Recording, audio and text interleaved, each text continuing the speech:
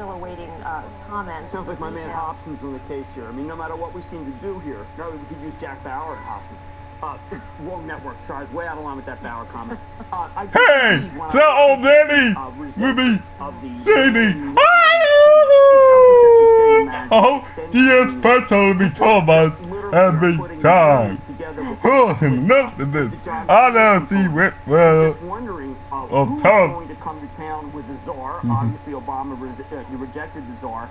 And I keep thinking that when they, it's 2 billion, and then 2 billion, and then 2 billion. More, and then it's 30 billion just for GM. You know, see this, I'll tell them. What's going on? I mean, if you're going to print 2 billion for every single company in the universe, then there is, ultimately, and we're in a vicious inflationary spiral, but ultimately, I think that the gold bulls are going to be right. There's a lot of people talking about a gold bubble. When I listen to how much GM and Chrysler, Ford has been kind of need, it does concern me. Right, and take a look at this chart. This is today's action alone. That's the north face of Everest. That's where Tenzing Norgay went down.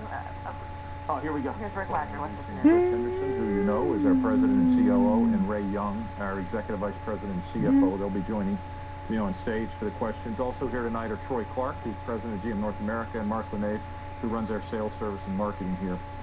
Earlier today, this evening, we submitted to the U.S. Treasury a comprehensive and bold update to our corporate restructuring plan. I want to take a few minutes to review those highlights. But first, as we get started, I want to take a second to thank a lot of people who worked hard to pull this revised plan together. Our employees. I love to take my mom. I love to take my dad. I love to take my family loans. I love to take my house. I want to take my daughter. I want to take my step. I love to take my uncle. I love to take my our dealers and suppliers who have continued to be very supportive despite facing very difficult times themselves. The administration and the U.S. Treasury Department, which have supported us extremely well since we last talked. Our elected officials, particularly Michigan officials, have been very supportive of the governor and all the elected officials. And I'd also like to mention that we've had a chance to interact with a number of officials from governments in other countries, a number including especially Canada, Germany, Sweden, and others who have been very helpful and responsive, and we want to thank them for those efforts. But today's submission is the first of 2 reports. And of course, we've been listening to CEO of GM, Rick Wagner, making his comments at a press conference after submitting a viability plan to the Treasury. We'll continue to monitor these comments. He did a lot of thanking. He did thank a whole lot of people for sending him another check a couple. This is an industry that produces things, that makes things. EP.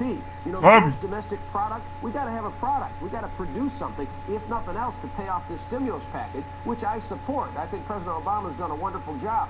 But looking at the gamble,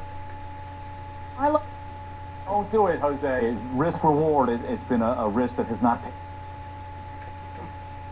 Years they lost their way by supporting too many spending private ways than the Wall Street bankers did. I want to show for our viewers what Chrysler is doing as it fights for its life. We mentioned Chrysler taking down its clocks. It has removed most clocks at headquarters. It has reduced snow plows in parking lots. It has reduced hallway temperatures from 72 to 68. It's removed half the light bulbs at headquarters for total savings estimated just under $1 million. How depressing is this right now?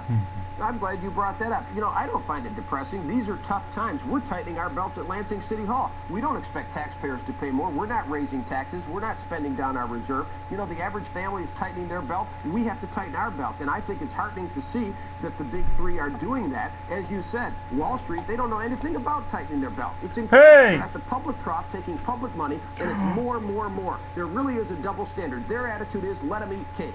They have no respect for the working person. They don't care if a product is made here or Malaysia or China. It's all the same because they make money off it. We need to put the working person first in this country. You know, David, who's looking out for the American worker? That's what I want to know. I know China, they look out after their people, and Korea, they look out after their people. Who's looking out after the American worker? We need a trade in the change in the not free trade. We've been suffering under these free trade agreements. I tell you, there's been an unholy alliance between Washington and Wall Street, and the American worker has picked up the tab. You talk about removing clocks. The American worker has had their clocks cleaned by Wall Street and Washington. A dynamic duo, and they paid a heavy toll by the American worker.